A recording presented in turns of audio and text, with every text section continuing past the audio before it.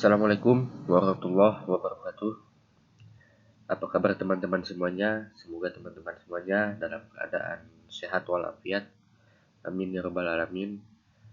Pada video kali ini kami akan membahas mengenai studi kasus dalam mata kuliah Manajemen, Humas, dan Layanan Publik dari kelompok kami yaitu kelompok 2 beranggotakan Ade Ulfa, Lasmini, Nurhayana, Singgi Koswara, dan Yulia Indah Pratiwi.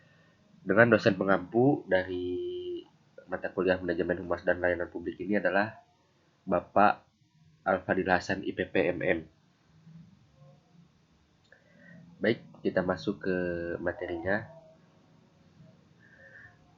Dari kasus ini kami berjudul Profesionalitas dan Akuntabilitas Aparatur Pelayanan Publik. Jadi, studi kasus ini di Dinas Kependudukan dan Pencatatan Sipil atau Disdukcapil Kabupaten Bandung, Jawa Barat. Jadi studi kasus ini berdasarkan pengalaman salah satu anggota dari kelompok kami yang berasal dari Kabupaten Bandung ketika memutuskan untuk pindah domisili ke Kabupaten Dharmasraya. Kami memutuskan untuk menulis studi kasus ini berdasarkan sudut pandang orang pertama. Alasannya karena supaya lebih mudah dipahami oleh para pembaca. Oke, kita masuk ke studi kasusnya. Kabupaten Bandung, pertengahan tahun 2019, saya memutuskan untuk pindah domisili ke Kabupaten Dharmasraya. Alasannya supaya mempermudah saya mengurus segala keperluan kuliah selama di Dharmasraya. Tentu hal pertama yang saya lakukan adalah pergi ke kantor desa untuk menanyakan persyaratan pindah domisili antar provinsi. Persyaratannya cukup mudah, selain harus ada kartu keluarga dan kartu tanda penduduk, juga harus ada pengantar dari desa dan kecamatan setempat. Saya terheran ketika petugas kantor desa itu menawarkan jasa untuk membuatkan saya surat pindah domisili yang sudah siap pakai dalam jangka waktu 1 minggu katanya. Tentu dengan sejumlah uang yang harus saya bayar. Tapi saya menolaknya dengan alasan saya ingin tahu prosedur pembuatannya. Tolong buatkan saya surat pengantarnya saja, ucap saya. Setelah itu saya bergegas pergi ke kantor kecamatan untuk meminta tanda tangan dalam surat pengantar tadi.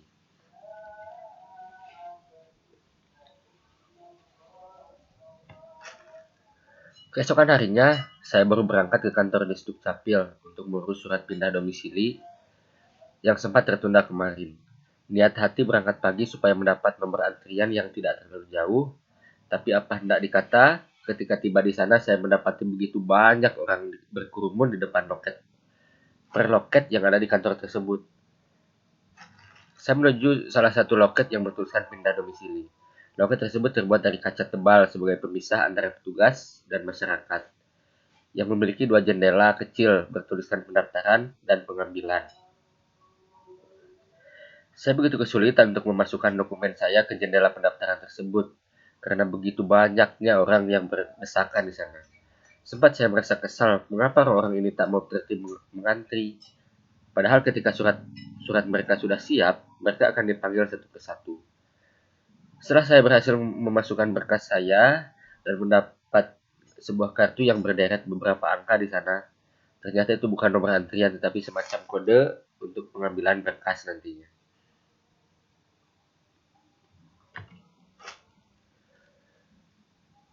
Saya menepi dari kerumunan sambil memperhatikan orang-orang yang semakin lama semakin bertambah banyak.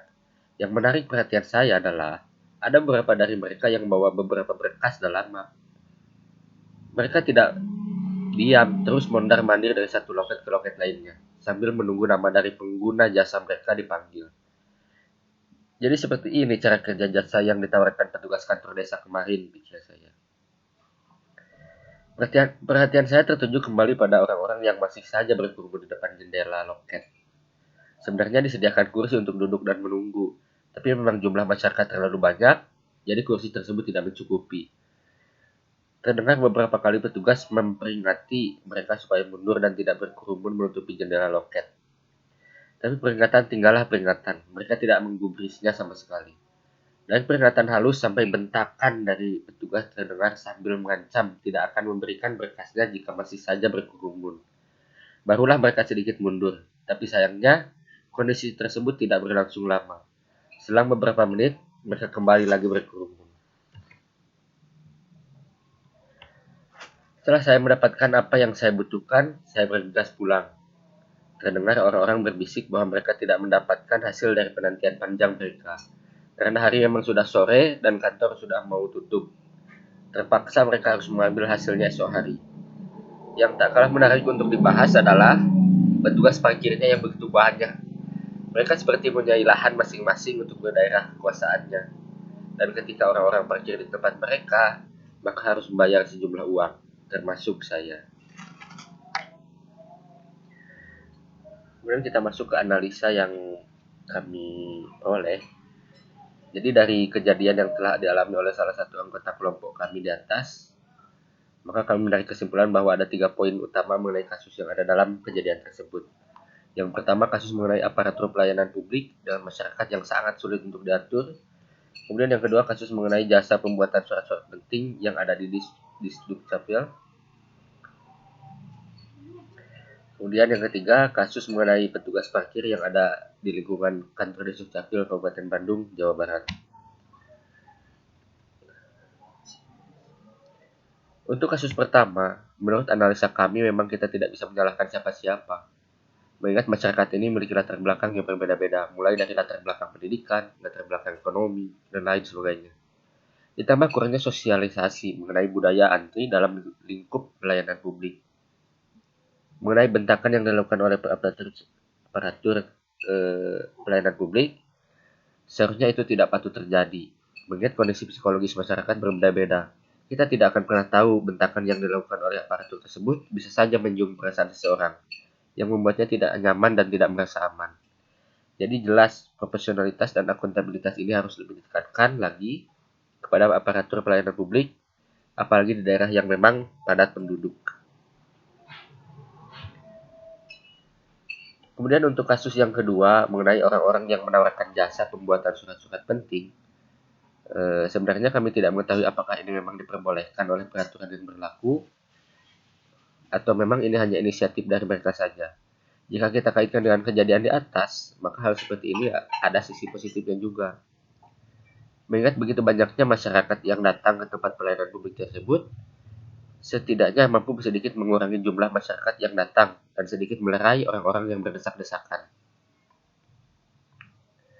Namun tidak demikian jika hal ini menimpa kepada masyarakat awam di pedesaan, yang kondisi ekonominya tidak bisa dikatakan berlebih, ditambah mereka tidak mengetahui bagaimana prosedur pembuatan surat-surat tersebut.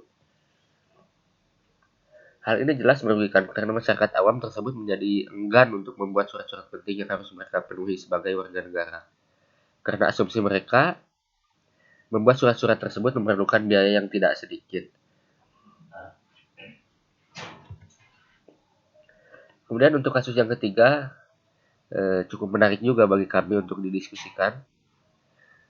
Para petugas parkir tersebut apakah memang ditugaskan oleh dinas terkait dan mendapat gaji bulanan, atau memang ini ilegal dan memang penghasilan harian mereka dari orang-orang yang memarkir kendaraannya di sana. Tapi tidak bisa kita pungkiri, jasa mereka memang bermanfaat juga. Kendaraan pengunjung menjadi tersusun rapi dan memudahkan pengunjung tersebut untuk masuk dan keluar area parkiran, yang walaupun memang harus mengeluarkan sedikit uang. Oke, teman-teman, mungkin hanya itu dari kelompok 2. Terima kasih, semoga bermanfaat. Assalamualaikum warahmatullahi wabarakatuh.